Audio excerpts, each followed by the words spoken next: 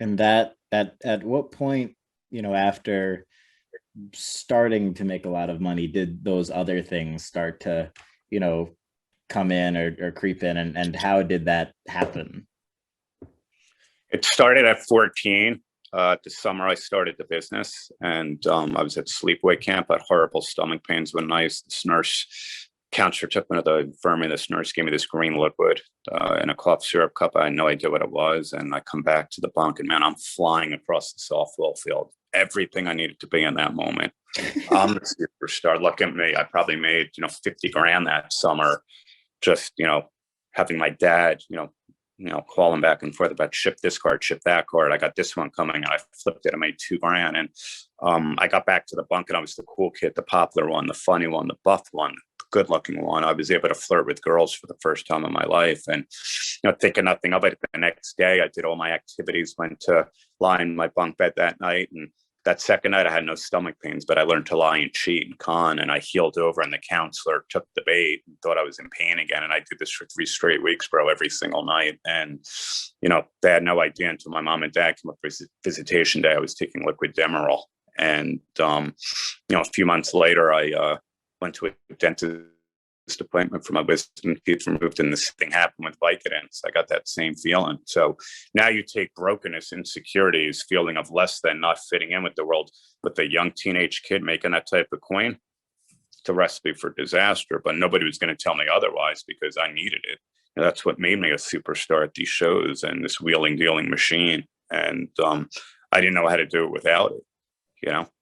Right. And I imagine too, I've even seen this, with myself and fellow influencers too. When you have, you start to make money, it gives you this independency, which, and this freedom, which nobody can really say anything to, because Mm-hmm. it's like, oh, well, if you disagree with me, I'll just go to Miami. I'll just go to LA. And it's like, That's the problem. just go anywhere and be Yep. alone when you're at, even 17 and up and doing your own thing.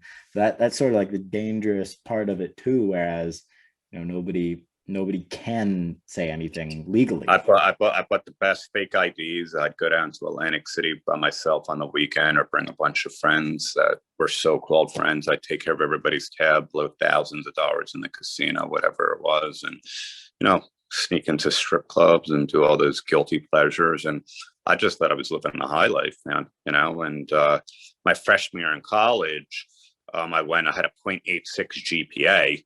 So I was on academic probation, but I got to play college baseball as a walk-on, which was a thrill. And the business exploded. I mean, I was probably clearing over $500,000 that year. A lot of it came from the Billy Ripken era card that I stumbled into the You fuckface told me card by that accident. story. And I bought 100 team sets at the historic 1989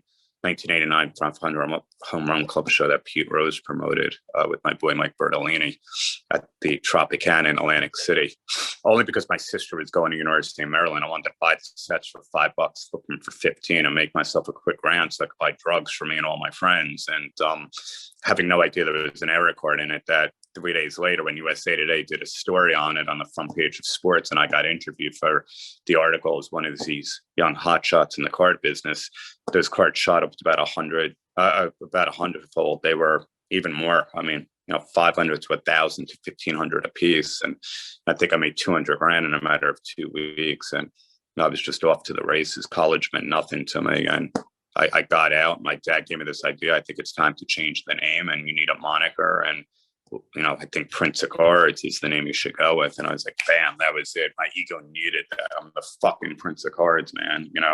Nobody's going to fuck with me. I'm on top of the world. And, um, again, all those underlying root issues.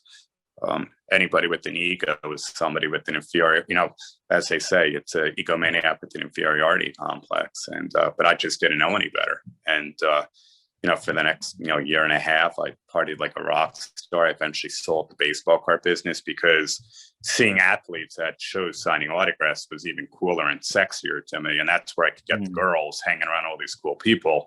So I jumped right into the memorabilia business. And for my good friend Harlan Warner, who was a mentor. He represented Muhammad Ali, and that's the first guy I started doing signings with, more than anybody in the world. And started booking a lot of different, iconic names. Smoking Joe Frazier, Magic Johnson, so many incredible names. And by the mid 90s, that business blew up, but I got myself in a lot of trouble in an FBI case with the FBI, not knowing I was selling some fraudulent autographs. And here I was on top of the world. And by the time I was 25, I was $1 million in debt and scratching my head how the hell this happened.